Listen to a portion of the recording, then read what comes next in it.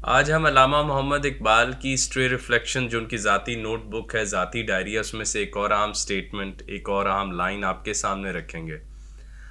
علامہ مغرب کی جانی ہوئی باتوں کو، یا مغرب نے وہ باتیں جو جان کر پوری دنیا میں ایک میٹا نیریٹو کے طور پر پھیلا دی تھیں، ان کو مشرقی نگاہ سے دیکھنے کی کوشش کرتے تھے۔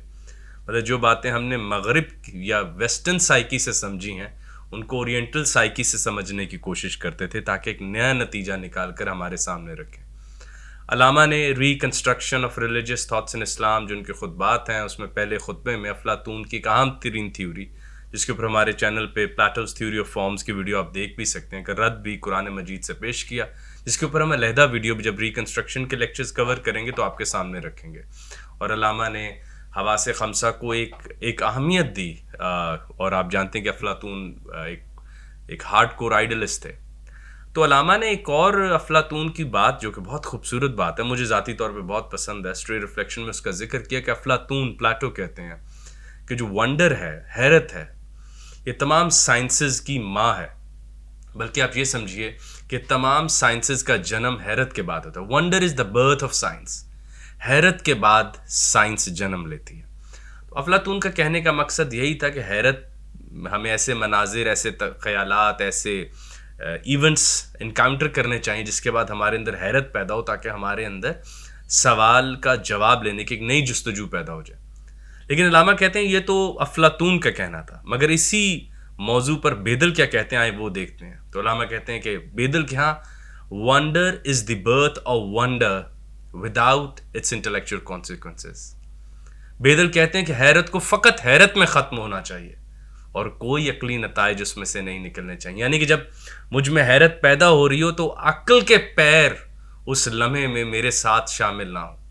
جب میں حیرت کی کائنات میں واک کر رہا ہوں تو اس وقت عقل کی وہ جو، اب میں اس کو بے تکلفی میں کہنا چاہتا ہوں کہ جو عقل اس منظر کو کرپٹ نہ کر دے، کیونکہ عقل فوراً سے پہلے چیز کو سمجھنے کی کوشش کرتی ہے، یہ باز کی طرح کسی بھی جاننے کے لیے شے کے اوپر اپنے پنجے گاڑتی ہے اور اس کو ڈسٹارٹ کر لیتی ہے پکڑتے پکڑتے۔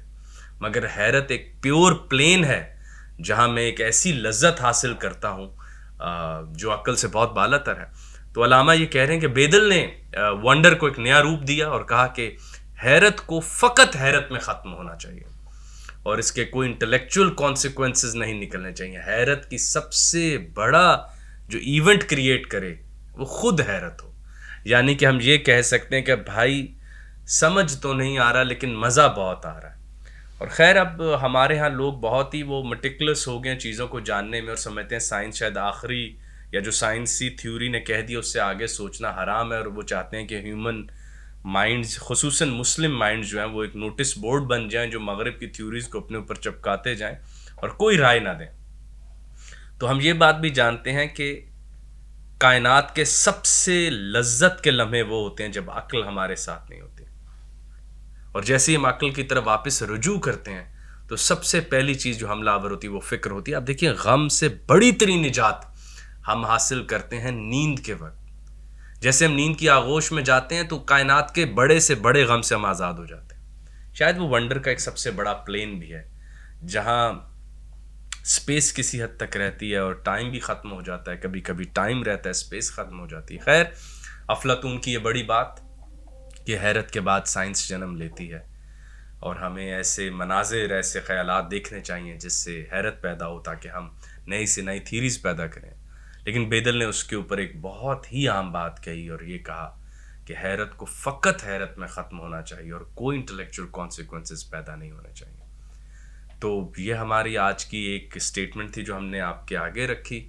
ہم امید کرتے ہیں کہ آپ علامہ کی اسٹرے ریفلیکشن کو خود بھی پڑھیں گے، اس ویڈیو پہ کمنٹ کر کے اگر آپ کوئی رائے دینا چاہیں تو اس کے لیے یو موسٹ ویلکم۔